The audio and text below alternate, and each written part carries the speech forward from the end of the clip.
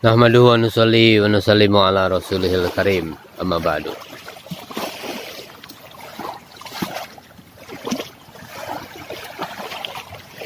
Perbedaan antara da'i dengan ustadz atau dengan guru. Kalau da'i itu mendatangi seperti hujan kepada siapa saja, bahkan kepada orang yang sudah kebanjiran sekalipun. Sedangkan guru seperti sumur, diam di suatu tempat dan didatangi oleh orang. Di hari kiamat, setelah orang ahli neraka hendak masuk ke neraka, mereka mencari hujah untuk selamat. Maka Allah Subhanahu wa taala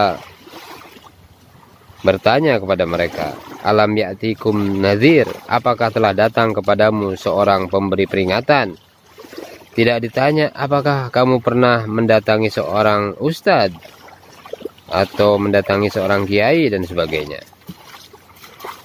Dan di dalam Al-Quran difirmankan, dan tidaklah datang seorang rasul kepada mereka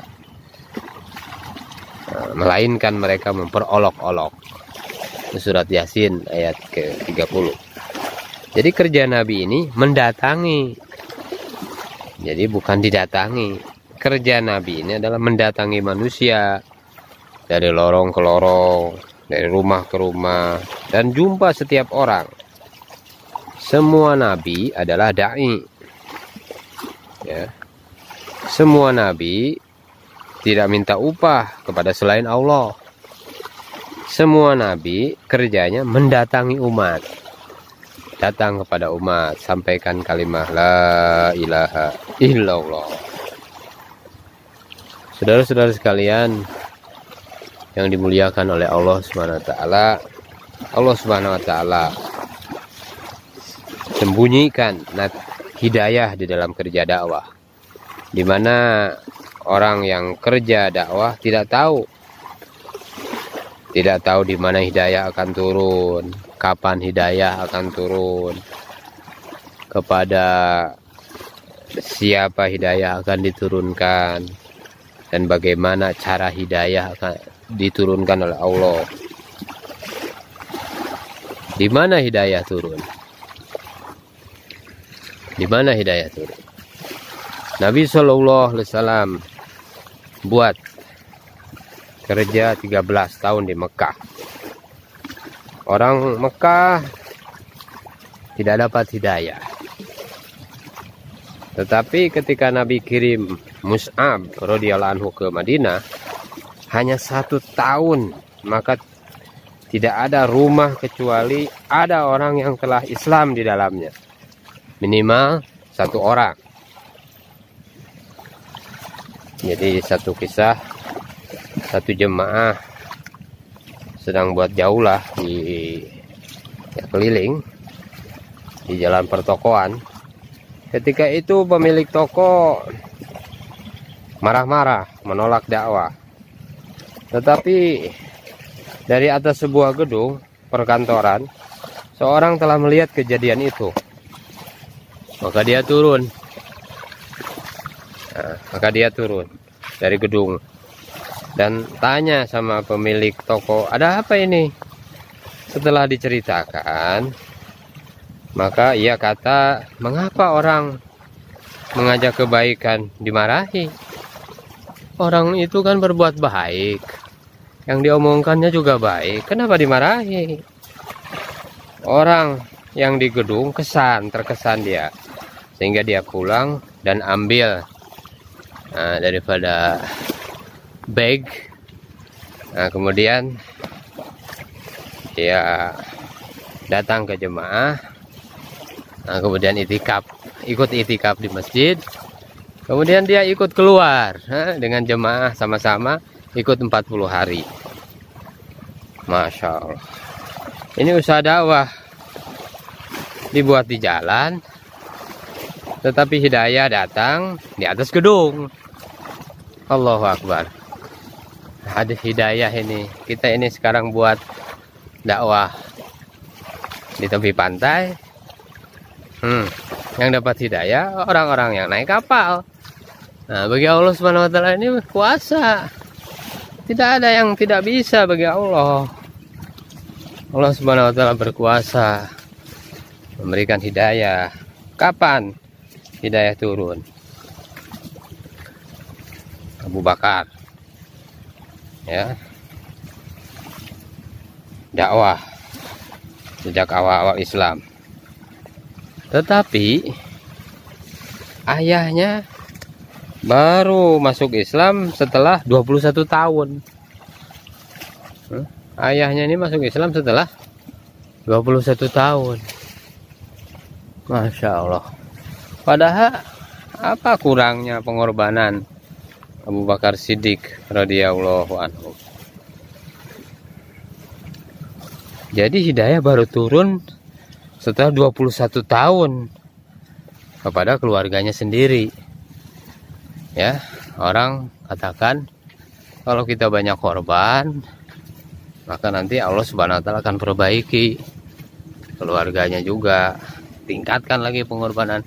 Ini Abu Bakar lama Abu Bakar, ya bahkan dakwah hari-hari terus, dia dakwah korban habis-habisan untuk agama. Tapi itulah yang namanya hidayah, rahasia Allah, hidayah yang Allah Subhanahu wa taala berikan kepada manusia. Hadirin, Masya Allah. Jadi hidayah ini rahasia Allah Subhanahu wa taala. Syekh Ilyas telah buat kerja di kampus Aligarh, ya, di Aligarh ini. Beliau telah ajak ini mahasiswa di sana untuk keluar di jalan Allah. Mereka mencibir Syekh, Masya Allah. Namun Syekh bilang, kalau kalian kali ini menolak, maka saya hanya berpesan, suatu saat kalian jadi pejabat, maka kalau datang jemaah saya ke tempat kalian, maka mohon dibantu di dalam dakwah. Mahasiswa yang kuliah di sana berasal dari berbagai negara, salah satunya berasal dari Afrika Selatan. Selang beberapa tahun mereka telah menjadi pejabat di negeri masing-masing. Suatu hari jemaah telah dihantar ke Afrika Selatan dan jumpa ketika didatangi khususi pejabat di sana. Mereka adalah mahasiswa yang dahulu ditaskil, diajak oleh Syekh Ilyas rahmatullah alaih, dan kini jadi pejabat. Ketika jumpa jemaah, dia langsung terkejut dan menangis teringat perkataan Syekh Ilyas rahmatullah alaih. Pada saat itu barulah percaya tentang kebenaran daripada usaha dakwah, dan akhirnya dia langsung ikut dengan jemaah, ikut keluar di jalan Allah Subhanahu wa taala. Kapan hidayah ini turun? Rahasia Allah. Allah yang atur kapan. 2 tahun lagi, 3 tahun lagi, 5 tahun, 10 tahun, bahkan bisa 21 tahun Allah berikan hidayah, turunkan hidayah. Nah, kemudian kepada siapa hidayah ini akan turun? Nabi bagi dakwah kepada penduduk Taif. Tetapi mereka telah menolak dakwah beliau. Mereka caci maki Nabi sallallahu alaihi wasallam, lempari batu segala macam. Tetapi sehabis dilempari batu, Nabi berdarah dan masuk sebuah kebun. Ada seorang Nasrani keturunan Yunus bin Matta alaihissalam. Maka Nabi cerita tentang Nabi Yunus alaihissalam, sehingga orang Nasrani tadi terkesan dan bersahadat. Dan pada saat itu sekumpulan jin juga masuk Islam. Allahu Akbar. Jadi nggak ada sia-sia dalam dakwah. Nggak ada misalnya jadi tolak, merasa kecewa. Tidak ada. Allah SWT yang berkuasa, yang tahu rahasianya kepada siapa hidayah ini akan turun. Ini kisah pertama. Misalnya kemudian ada juga kisah waktu Nabi Musa alaihissalam dakwah kepada Fir'aun. Allah perintahkan Musa datang kepada Fir'aun. Padahal Allah tahu Fir'aun ini tidak akan beriman, karena ia melampaui batas. Innahu kana tagha melampaui batas, keras kepala. Tetapi Allah Subhanahu wa taala ada maksud lain ketika Firaun menolak. Pada saat itu Allah memberi hidayah. Memberi hidayah kepada siapa? Itu kepada 70.000 penyihir Firaun, ahli-ahli sihir Firaun itu. Allahu Akbar. Ini kan kuasa Allah. Allah tahu kepada siapa hidayah ini akan Allah Subhanahu wa taala turunkan. Saudara-saudara yang dimuliakan oleh Allah Subhanahu wa taala, Masya Allah, bagaimana cara hidayah ini turun? Nah, juga ini kuasanya Allah Subhanahu wa taala.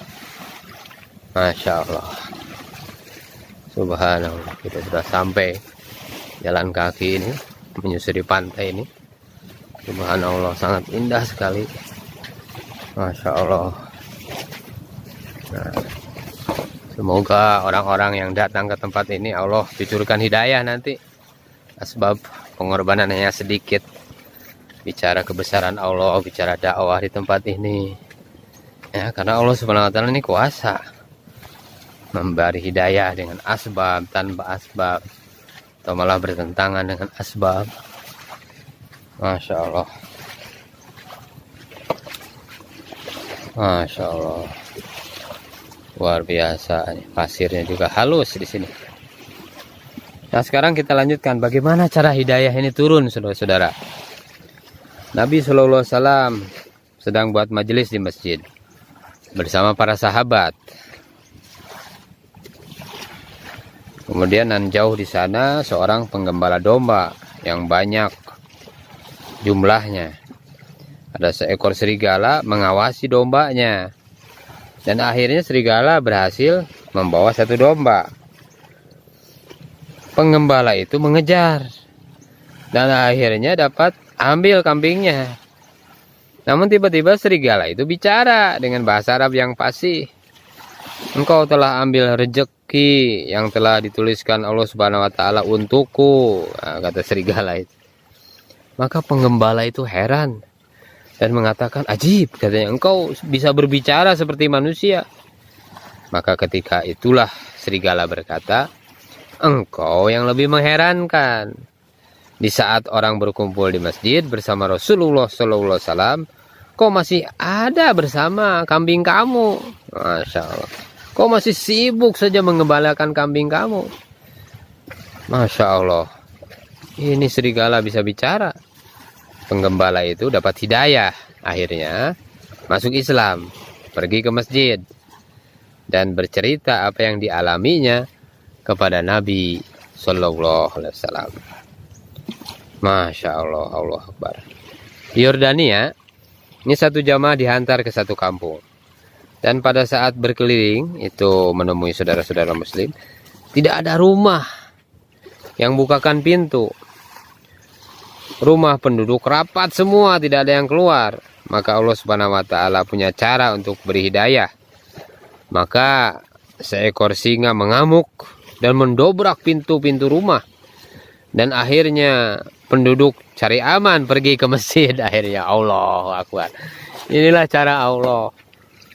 Cara Allah memberikan hidayah. Masya Allah. Cara Allah. Allah Subhanahu wa taala kuasa ya, mengatur segala sesuatu. Masya Allah.